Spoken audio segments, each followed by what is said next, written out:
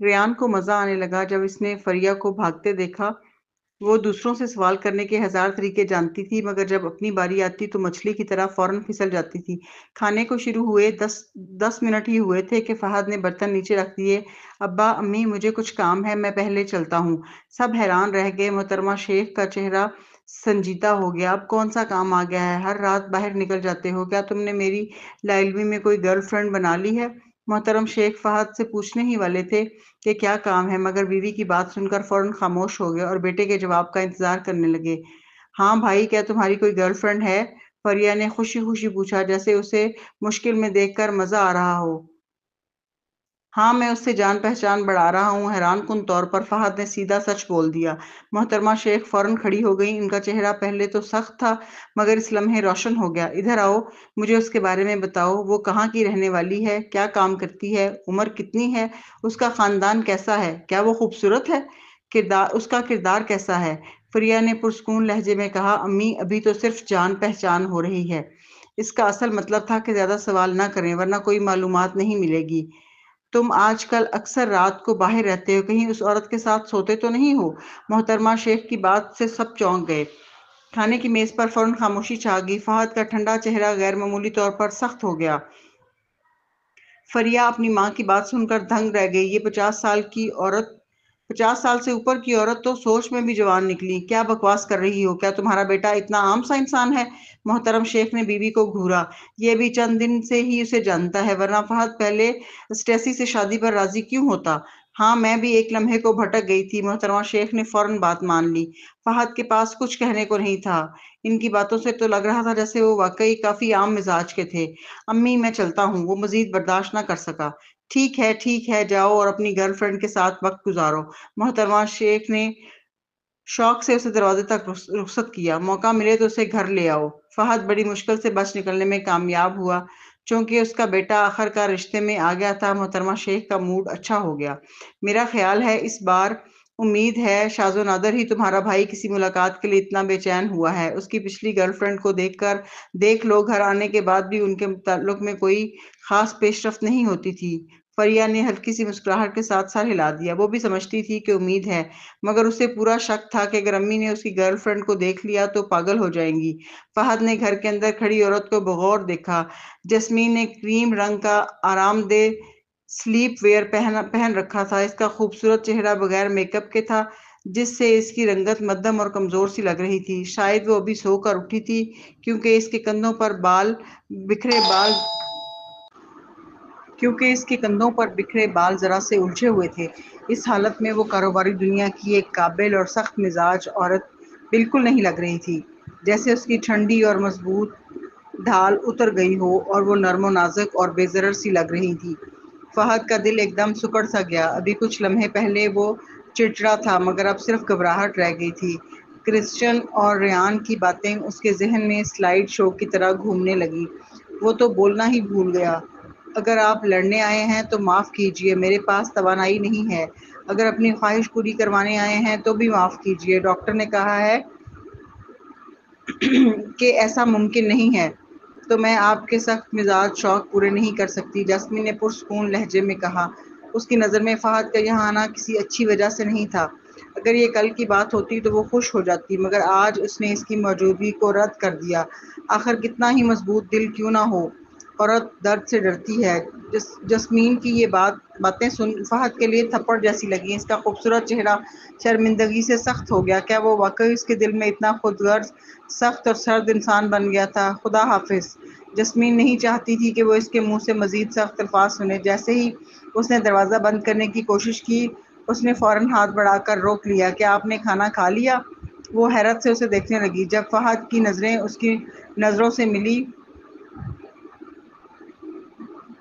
تو الفاظ یوں ہی اس کے منہ سے نکل گئے، کچھ بھی ہو، آپ اس حالت میں میری وجہ سے پہنچی ہیں، مجھے کچھ تو ذمہ داری لینی چاہیے۔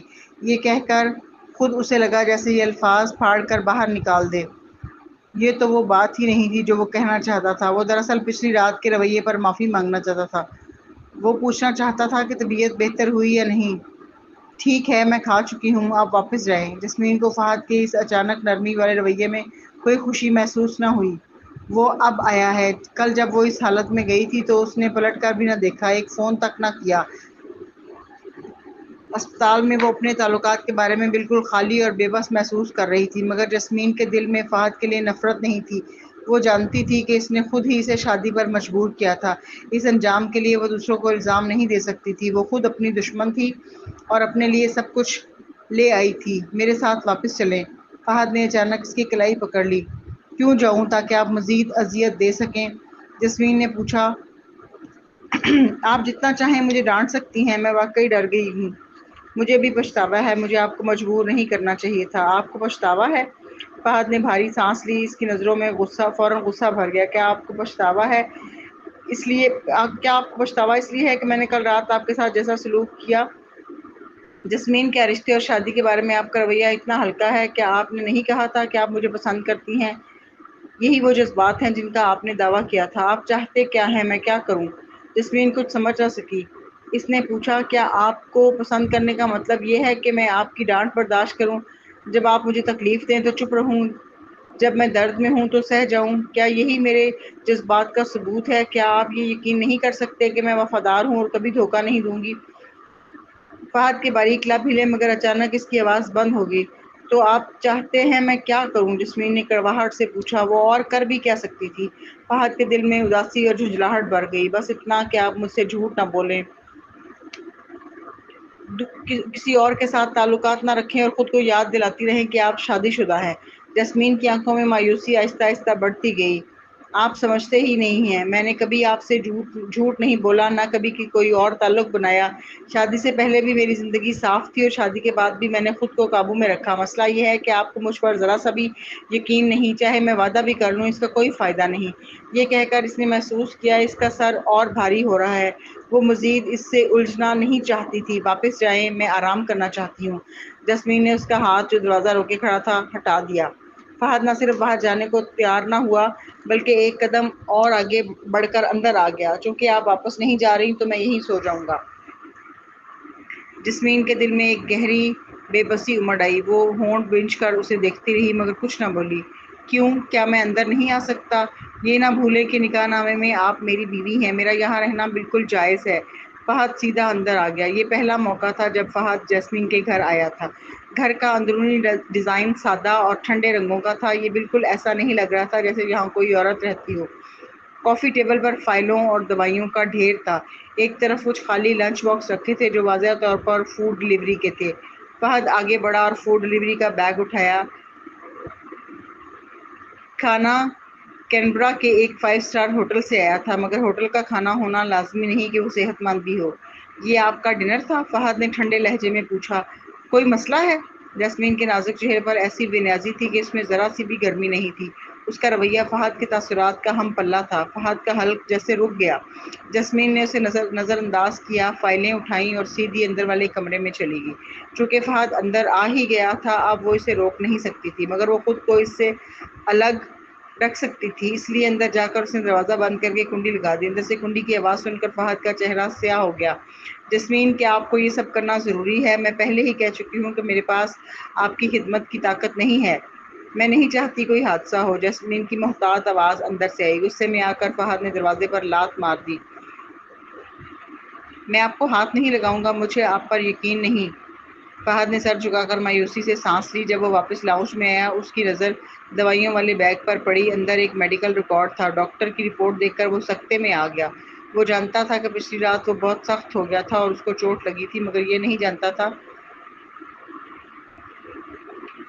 کہ اس کے زخم کو ٹانکے لگے ہیں۔ رپورٹ میں یہ بھی لکھا تھا کہ اسے 101 ڈگری بخار تھا، یعنی پچھلی رات وہ بخار میں ہسپتال گئی تھی اور دیر تک وہاں داخل رہی۔ ایسا لگتا تھا جیسے فہد کے جسم کا سارا خون الٹی سمت بہنے لگا ہو۔ اس نے میڈیکل ریکارڈ مضبوطی سے تھام لیا۔ اسے گہرائی سے احساس ہوا کہ اس کا رویہ کس قدر ظالمانہ تھا۔ وہ اتنا سنگ دل کیوں بن گیا تھا؟ جسمین ضرور اس سے شادی پر پچھتا رہی ہوگی۔ لگتا تھا وہ ہمیشہ سے ایک خود غرض مرد رہا ہے۔ فہد کو یہ احساس ہوا کہ اگر جسمین نے طلاق کی بات کی تو وہ کبھی برداشت نہیں کر سکے گا۔ وہ دوبارہ بیڈ روم کے دروازے پر گیا اور دستک دی۔ جسمین، دروازہ کھولیں، ہم بات کرتے ہیں۔ میں وعدہ کرتا ہوں کہ میں سختی سے پیش نہیں آؤں گا۔ آپ کیا کھانا چاہتی ہیں؟ میں خود بناؤں گا۔ بیڈ روم میں جسمین ٹانگیں سمیٹ کر بیٹھی تھی۔ اس نے اپنا ماتھا گھٹنوں پر ٹکایا ہوا تھا اور ذرا سا بھی نہیں ہلی۔ فہد کہہ رہا تھا کہ وہ بات کرنا چاہتا ہے۔ کس بات پر بات کریں؟ اس بات پر کہ وہ اس کو ڈانٹے گا اور ذلیل کرے گا۔ کمرے کے اندر سے کوئی آواز نہیں آئی۔ فہد جھنجھلا گیا۔ میں مانتا ہوں کہ میری غلطی ہے، لیکن میں اس لیے ناراض تھا کہ آپ نے مجھ سے جھوٹ بولا اور صاف طور پر کل رات ہارون کے گھر گئی تھیں۔ پھر بھی آپ نے کہا کہ آپ بزنس میٹنگ پر ہیں۔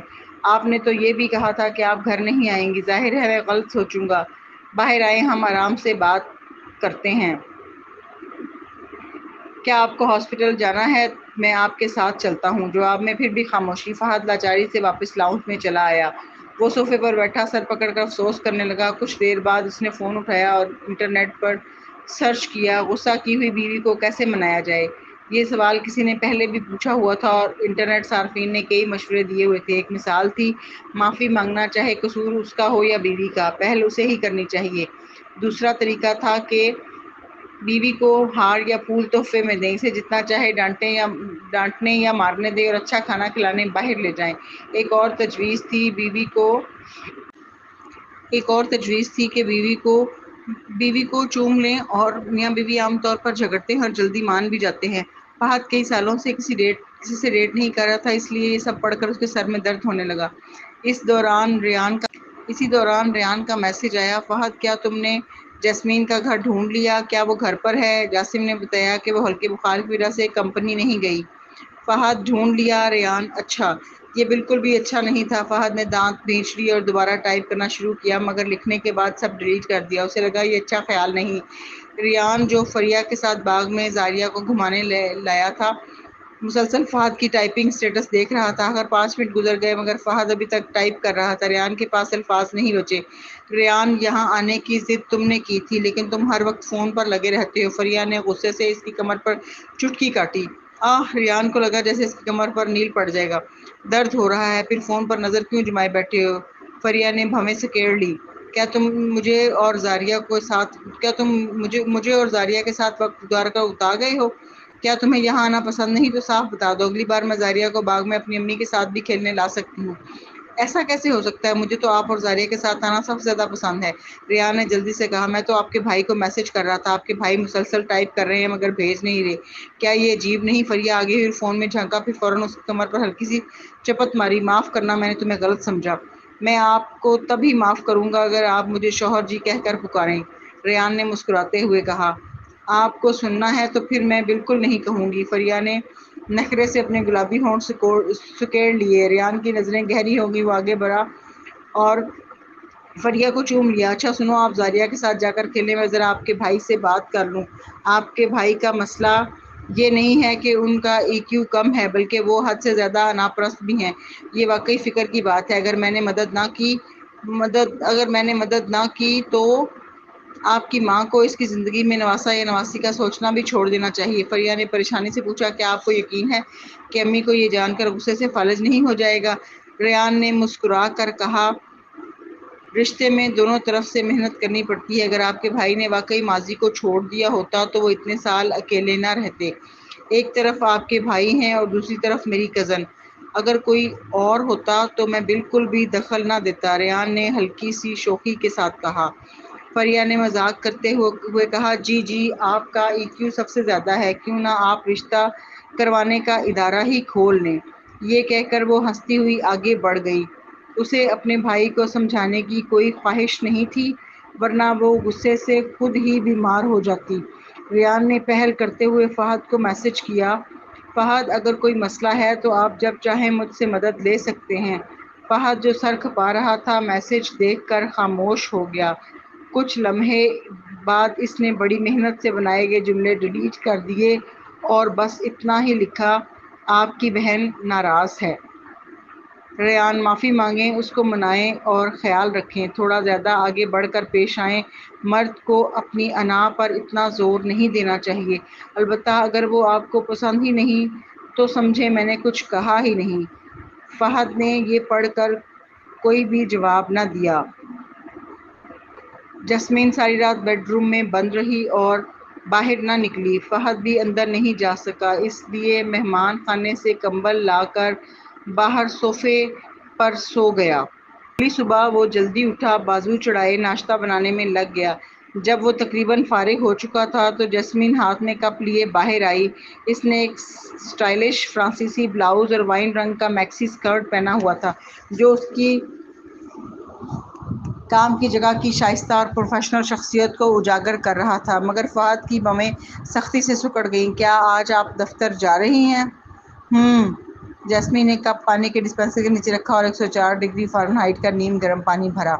آپ کل ہی ٹانکے لگوائے ہیں، کیا آج دفتر جانا ضروری ہے؟ فہد کی سیاہ آنکھوں میں ناپسندیدگی کی جھلک تھی۔ ایک دن کام ملتوی کر دیں، اپنی صحت کو معمولی نہ لیں۔ جیسمین نے چند گھونٹ پانی پیا اور حیرت سے اس کی طرف دیکھا۔ آپ مجھ سے بات کر رہے ہیں؟ فہد نے سنجیدگی سے کہا، یہاں ہم دونوں ہی تو ہیں، اور کس سے بات کر رہا ہوں؟ ہوا سے؟ جیسمین کی تنزیہ نظر نے فہد کو چبھو دیا۔ اوہ، مجھے نہیں لگا تھا کہ آپ میری صحت کی فکر کریں گے۔ آج تو لگتا ہے سورج مغرب سے نکلا ہے۔ اس نے جان بوجھ کر کھڑکی سے باہر دیکھا اور بے پرواہی سے کہا، مجھے یہ یاد نہ دلائیں کہ مجھے یہ زخم کیسے لگے۔ آپ جیسے انسان کے منہ سے یہ فکر کی باتیں اچھی نہیں لگتی۔ ہاں، سب میری غلطی ہے۔ فہد کے چہرے کے تاثرات بدستور سخت تھے اور معافی میں زیادہ سنجیدگی نہیں تھی، جیسے بس بات ٹال رہا ہو۔ جیسمین نے مایوسی سے اسے دیکھا۔ پانی ختم کر کے وہ کمرے میں گئی، بیگ اٹھایا اور نکل پڑی۔ فہد جو کچن میں پیالہ اٹھا رہا تھا چونک گیا۔ وہ لمبے ڈگ بڑھتا ہوا اس کے پیچھے پہنچا اور اس کی کلائی پکڑ کر ایک جھٹکے سے قریب کھینچ لیا۔ جیسمین کو جسم میں ایک جگہ شدید کھچاؤ کا درد محسوس ہوا۔ کل کے بخار کے بعد اس کا جسم پہلے ہی کمزور تھا، اس لیے جھٹکا لگتے ہی وہ لڑکھڑائی اور اس کے سینے سے جا لگی۔ بیگ بھی ہاتھ سے گر گیا۔ ناشتہ کر کے جائیں، فہد نے کہا، مگر پھر اچانک اس نے دیکھا کہ جیسمین کی بھویں شدید سکڑ گئی ہیں اور وہ نچلا ہونٹ زور سے کاٹ رہی ہے، جیسے وہ تکلیف برداشت کر رہی ہو۔ فہد گھبرا گیا۔ آپ ٹھیک ہیں؟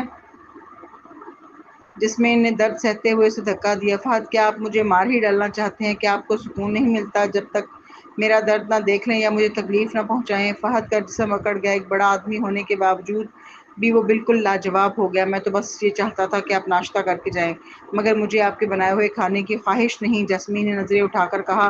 وہ نہیں جانتا تھا کہ شادی کے بعد اس نے زندگی میں سے کتنی امیدیں لگائی تھیں، لیکن اب وہ ڈرنے لگی تھی اور ان خیالات کو ختم کرنا چاہتی تھی۔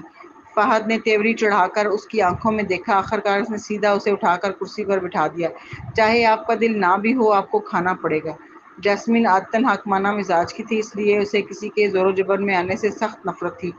وہ غصے میں کھڑی ہوئی، لیکن آخرکار فہد نے اسے دبایا اور بیٹھنے پر مجبور کر دیا۔ بیٹھو، حرکت مت کرو۔ فہد نے اپنی کوشش کی کہ سخت نہ لگے۔ اگر آج تم ناشتہ ختم نہیں کرتی تو میں تمہیں ایلیویٹر سے واپس کھینچ کر لے آؤں گا۔ جیسمین پرسکون تھی۔ اس نے ایک وصلات کی حرکت بھی نہیں کی تھی اور اپنے سرد خوبصورت چہرے کے ساتھ وہاں بیٹھی رہی۔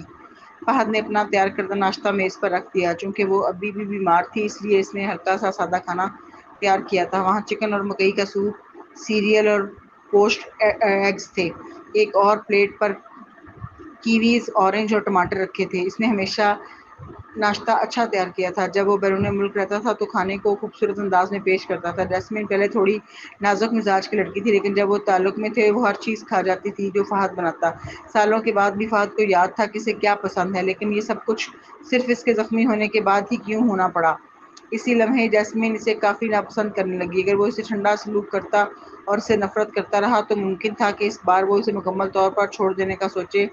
پھر بھی اس نے اپنا رویہ بدل لیا اور اچھا سلوک کرنا شروع کر دیا۔ جب بھی وہ اسے تھوڑا بہتر سلوک کرتا، وہ دوبارہ اس کے قریب آنا چاہتی۔ اسے اپنی اس عادت سے نفرت تھی۔ وہ پہلے ہی ایک بالغ عورت تھی، اسے محبت کے جذبات میں مبتلا نہیں ہونا چاہیے تھا۔ کھاؤ۔ فہد نے کھانا اٹھایا اور اسے ہاتھ میں دے دیا۔ پھر اس نے وضاحت کی، تمہارے گھر میں کچھ نہیں ہے، اس لیے میں نے کل کسی سے یہ چیزیں بھجوا دی تھیں۔ جیسمین کی نظریں پیچیدہ جذبات سے بھری ہوئی تھیں۔ اچانک دروازے کی گھنٹی بجی۔ اتنی صبح کے وقت کسی کے دروازے پر دستک دینے والا زیادہ تر اس کا سیکرٹری ہوتا تھا۔ جیسمین کی ہچکچاہٹ کے دوران فہد پہلے ہی اٹھا دروازے کی طرف چل دیا۔ ایک منٹ رکیں، فکر مت کرو، چھوڑ دو، جیسمین نے کہا۔ کیا میں اتنا بدنام ہوں؟ فہد نے بے پرواہی سے اس کی طرف دیکھا اور پھر دروازے کی طرف بڑھ گیا۔ اسکرین سے اس نے باہر ایک شخص کو دیکھا جو صاف ستھرے سوٹ میں تھا۔ وہ چشمے پہنے ہوئے باوقار اور ایک بزنس مین جینیس کا اثر دے رہا تھا۔ ہارولڈ لینوکس، یہ نام فوراً فہد کے ذہن میں آیا۔ فہد نے براہ راست دروازہ کھول دیا۔ جیسمین، میں تمہارے لیے لایا تھا۔ ہارولڈ اپنا جملہ ختم کرنے سے پہلے ہی فریز ہو گیا جب اس نے گھر میں ایک اجنبی مرد کو دیکھا۔ یہ ہارولڈ کا پہلا موقع تھا کہ وہ جیسمین کے گھر میں جاسم کے علاوہ کسی مرد کو دیکھ رہا تھا۔ وہ مرد ہارولڈ سے جوان، بہت لمبا اور عمدہ جسمانی ساخت والا تھا۔ اس کے چہرے کے نقوش نمایاں اور خوبصورت تھے، ناک لمبی اور نظریں ٹھنڈی تھیں۔ پہلی نظر میں وہ ملی جلی نسل کا لگ رہا تھا۔ ہارولڈ نے فوراً فہد کی ہلکی رنگ کی شرٹ اور سیاہ پتلون پر نظر ڈالی، تاہم فہد کے کپڑے بے ترتیب اور شکندار تھے۔ اس سے ظاہر ہوتا تھا کہ اس نے آج صبح ابھی تک کپڑے تبدیل نہیں کیے۔ غالباً وہ مرد پچھلی رات سے یہاں رہ رہا تھا۔ ہارولڈ غصے سے ابال پر تھا، تاہم اس کا پرسکون چہرہ اسے ظاہر نہیں کر رہا تھا۔ وہ بس ایک معمولی اجنبی کو دیکھ رہا تھا۔ کیا جیسمین یہاں ہے؟ وہ ٹھیک نہیں، اس لیے میں نے خود ان کے لیے ناشتہ تیار کیا اور لایا ہوں۔ اس نے لفظ خود پر زور دیا۔ اس کے الفاظ میں رومانیت کی جھلک تھی۔ ضرورت نہیں، میں نے اسے ناشتہ بنا دیا ہے۔ بزنس کی دنیا میں کافی تجربہ رکھنے کے بعد فہد فوراً سمجھ گیا کہ یہ شخص ہارولڈ ہے۔ وہ اپنے ہاتھ کے بنائے ہوئے ناشتے کے ساتھ آیا تھا۔ فہد کو غصہ آیا، لیکن اسے سمجھ آ گیا کہ اگر وہ سامنے غصہ کرے گا تو دوسرے کو خوشی ہوگی۔ فہد نے ریک سے ایک جوڑا چپل نکالی اور فرش پر رکھ دیا۔ تم جیسمین کے کولیگ ہو، ٹھیک ہے، اندر آؤ۔ اس کے رویے سے ایسا لگ رہا تھا جیسے وہ گھر کا میزبان ہو۔ ہارولڈ تقریباً اپنی تناؤ بھری شکل پر قابو نہ پا سکا۔ اس کے پاس کوئی چارہ نہ تھا مگر چپل پہن کر اندر قدم رکھا۔ ہارولڈ کو دیکھ کر جیسمین کے چہرے پر ناخوشی واضح ہو گئی۔ اس نے توقع نہیں کی تھی کہ یہ شخص ہارولڈ ہوگا۔ اگر اسے پہلے معلوم ہوتا تو وہ فہد کو دروازہ کھولنے کی اجازت نہ دیتی۔ فہد کے برے مزاج کو دیکھتے ہوئے وہ سمجھ رہی تھی کہ فہد ہارولڈ سے جھگڑا کر سکتا ہے۔ اس نے غیر ارادی طور پر فہد کی طرف نظر ڈالی اور دیکھا کہ وہ بے پرواہی سے کھڑا ہے۔ اس پر وہ راحت کی سانس لینے لگی۔ اگر جیسمین اور فہد کے نجی جھگڑے میں کوئی باہر والا مداخلت کرتا تو یہ ایک بڑا مسئلہ بن جاتا۔ تاہم چونکہ ہارولڈ نے فہد کو جیسمین کے گھر میں دیکھ لیا، اس لیے جلد ہی جیسمین اور فہد کے تعلقات ظاہر ہو جائیں گے۔ جیسمین، تم بہتر ہو؟ ہارولڈ نے نرم لہجے میں اور فکر مند انداز میں پوچھتے ہوئے براہ راست جیسمین کے پاس بیٹھ گیا۔ تمہاری طبیعت کیسی ہے؟ میری والدہ نے بتایا تھا کہ تم بیمار ہو، اس لیے میں نے تمہارے لیے چکن سوپ بنایا اور یہاں لایا۔ اس نے تھرموس فلاسک میز پر رکھا، گرم ہی پی لو۔ اس نے فہد سے ایسا نہیں پوچھا جیسے اسے بالکل بھی پرواہ نہ ہو۔ جیسمین نے تھرموس فلاسک کی طرف دیکھا اور فطری طور پر فہد کی طرف نظر دوڑائی۔ اسے ڈر تھا کہ کہیں وہ فلاسک پھینک نہ دے۔ وائفی، یہ کون ہے؟ اگلے لمحے فہد اچانک اس کے پاس بیٹھ گیا اور اس کی کمر کے گرد ہاتھ لپیٹ لیے۔ کیا یہ تمہارا کولیگ ہے؟ کیوں نہیں متعارف کروا رہی؟ وائفی، ہارولڈ نے کچھ ناقابل یقین سننے کی طرح محسوس کیا۔ جیسمین، جہاں تک میں جانتا ہوں تم شادی شدہ نہیں ہو، اور یہ کون ہے؟ تمہارا اس سے کیا تعلق ہے؟ مجھے کیوں نہیں بتایا؟ شاید اس نے ابھی تک تمہیں بتانے کا موقع نہیں پایا، فہد نے غیر سنجیدگی سے کہا۔ ہم شادی شدہ ہیں، کچھ دن پہلے شادی ہوئی تھی۔ وائفی، لگتا ہے یہ مجھے نہیں مان رہا۔ کیا میں اسے ہمارا نکاح نامہ دکھاؤں؟ مجھے یاد ہے تم نے شادی کے دن اسے احتیاط سے رکھا تھا۔ جیسمین کے پاس جواب دینے کے لیے الفاظ نہیں تھے۔ جیسمین، تم شادی شدہ ہو، ہے نا؟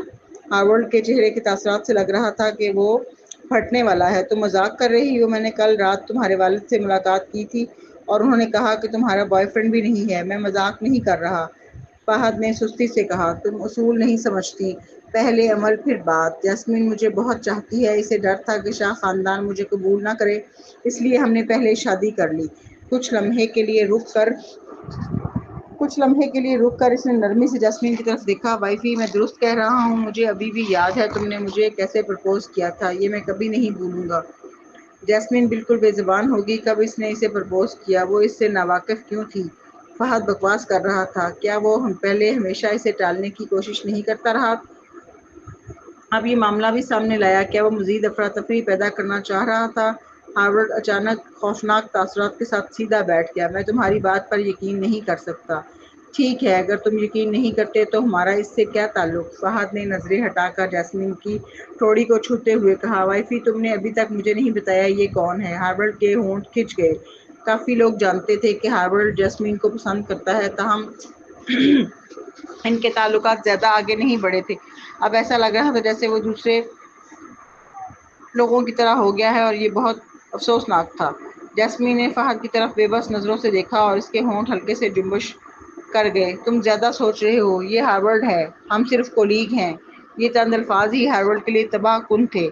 وہ یقین نہیں کر سکتا تھا کہ اس نے مرد کی جانب سے وضاحت کی۔ اس کا کیا مطلب تھا؟ اس کا مطلب یہ تھا کہ اس نے شادی کرنے کا اعتراف کر لیا ہے۔ ہارولڈ نے میز پر اپنا ہاتھ مضبوطی سے سکیڑ لیا۔ وہ سوچ رہا تھا کہ جیسمین کے شاید کئی چاہنے والے ہوں جو اس کی محبت کے حریف ہو سکتے ہیں، لیکن کبھی بھی وہ یہ توقع نہیں کر سکتا تھا کہ جیسمین کسی دن اتنے عجیب مرد سے شادی کر لے گی۔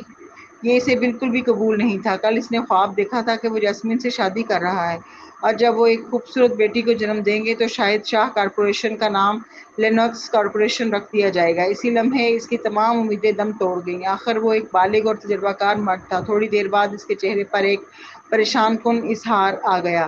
جیسمین، یہ ٹھیک نہیں ہے۔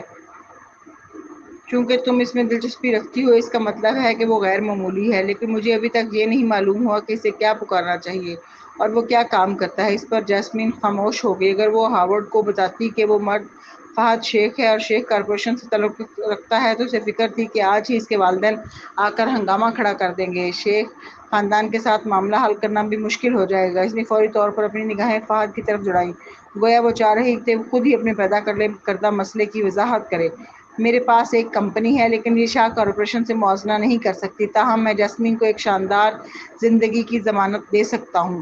فہد نے غیر جذباتی لہجے میں کہا، میں تمہارے برعکس ہوں مسٹر لینوکس، جو شاہ کارپوریشن جیسی بڑی کمپنی میں کام کر سکتے ہو۔ ہارولڈ کو ایسا لگا جیسے اس کا مکہ کپاس پر لگا ہو۔ کافی دیر پوچھنے کے بعد ہارولڈ نے صرف یہ جانا کہ فہد کے پاس ایک کمپنی ہے، اور باقی سوالات کے جوابات کے بجائے اسے چھیڑا گیا۔ فہد کا مطلب یہ تھا کہ اس کے پاس کمپنی ہے، جبکہ ہارولڈ ایک دفتر کا ملازم ہے۔ اس کا شکر مجھے اپنے والد کا ادا کرنا چاہیے۔ ہارولڈ نے اپنی شائستہ مسکراہٹ برقرار رکھی۔ میرے والد شاہ کارپوریشن کے شیئر ہولڈرز ہیں اور جیسمین کے والد کے اچھے دوست ہیں۔ ویسے میں جاننا چاہتا ہوں کہ آپ کی کمپنی کیا کرتی ہے۔ شاید مستقبل میں اگر کوئی مناسب پروجیکٹ ہو تو ہم مل کر کام کر سکیں۔ ہماری کمپنیوں کی نوعیت مختلف ہے، اس لیے ہم مل کر کام نہیں کر سکتے۔ اوہ، تمہاری بات نے میرے تجسس کو بڑھا دیا ہے۔ ہارولڈ نے ابرو اٹھایا، لیکن وہ جیسمین کی بے صبری سے بھری نگاہوں پر توجہ نہ دے سکا۔ ہارولڈ، تم میرے شوہر کے بارے میں اتنے تجسس میں کیوں ہو؟ جیسمین نے چمچ رکھ دی اور بے پرواہی سے کہا، میں وقت آنے پر اپنی شادی کا تعلق ظاہر کر دوں گی۔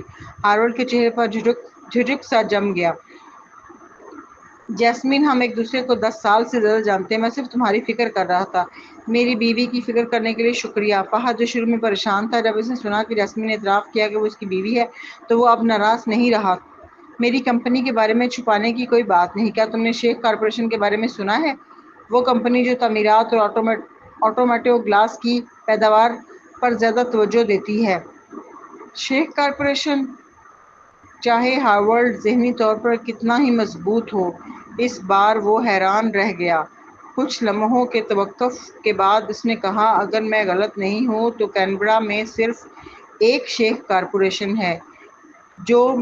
یہ وہی ہے جو میلبرن سے منتقل ہوئی ہے۔ شیخ خاندان کی بیٹی کبھی زارون کی پہلی بیوی تھیں۔ مسٹر لینوکس، آپ کی یادداشت بہت اچھی ہے۔ شیخ خاندان کی بیٹی میری بہن ہے۔ ایسا لگا جیسے فہد کا غیر جذباتی لہجہ بم پھینکنے کے مترادف ہو۔